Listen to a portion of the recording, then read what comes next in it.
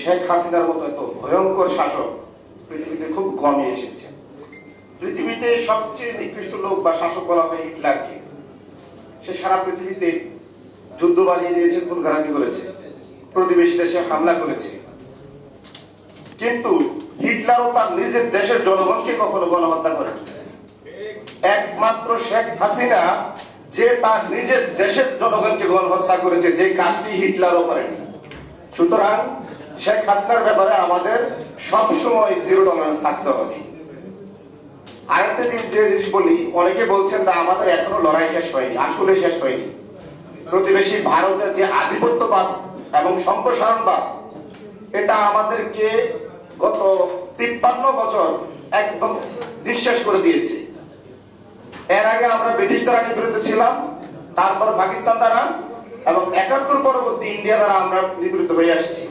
এখন আপনারা বলতে পারেন যে আধিপত্যবাদ এবং সম্প্রসারণবাদ মানে কি? আধিপত্যবাদ এবং সম্প্রসারণবাদের এক অর্থ প্রদান করা যায় হিন্দুত্ববাদ। এই হিন্দুত্ববাদের উৎপত্তি কোথা থেকে? চাণক্যের পররাষ্ট্রনীতি থেকে। বিস্তারিত বলার সময় নেই, একদিন সময় হলে বলবো। এই চাণক্যের পররাষ্ট্রনীতিকে রাজনৈতিক রূপ দেয় কে? নেহেরু, যার একটি নাম রাজনৈতিক তত্ত্ব আছে নেহেরু ডক্ট্রিন। আপনারা সবাই এই ব্যাপারগুলো জানেন। সুতরাং প্রতিবেশী রাষ্ট্রের যে রাজনৈতিক যে আধিপত্যবাদ এবং যে ভয়ঙ্কর বাংলাদেশ বিরোধী কর্মকাণ্ড, এই ব্যাপারে আমাদেরকে সবাইকে সচেতন থাকতে হবে এবং আমাদের এই লড়াই অব্যাহত। এবং কখনোই এরকম ভাবলে চলবে না যে আমাদের বিজয় হয়ে গেছে। এই বিজয় আমরা একটু অলসতা দেখালে সুরক্ষিত থাকবে।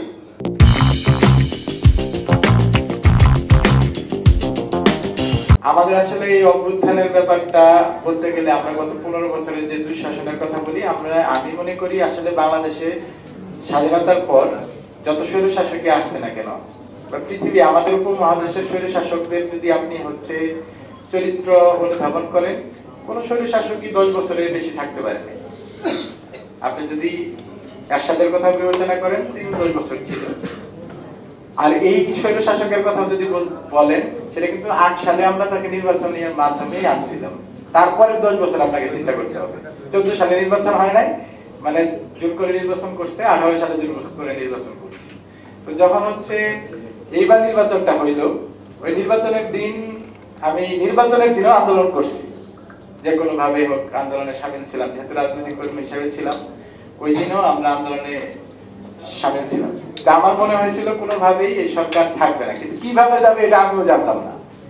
এই যে সাধারণ মানুষের স্বতঃস্ফূর্ততা, আমাদের এই ভূখণ্ডের মানুষ বারবার সংগ্রাম করছে, কিন্তু কোনোবারই আমরা কি করি নাই, যে আসল যে স্বাধীনতার যে স্বাদটা সেটা আমরা পাইনি। সেটা কেন পাই নাই? আমরা 71 সালে এত বড় একটা সংগ্রাম করলাম, তারপরে সেটা একটা দল মুক্তিযুদ্ধের চেতনার দোহাই দিয়া সেটা কি দখল করে এই যে 15 বছরের যে দুঃশাসন, সেটা একটা কান্ডারি হয়ে দাঁড়াইলো। তো সেটার দায় কিন্তু শুধু রাজনৈতিক দলগুলোর সাথে সাথে আমাদের পূর্ব প্রজন্ম যারা, তাদের সবার উপরই বর্তায়। এবং আমাদের নতুন বা তরুণ প্রজন্মের যে অভ্যুত্থান, এখন আমাদের কিন্তু একটা দায় থাকবে যদি এই বিপ্লব ব্যাহত হয়।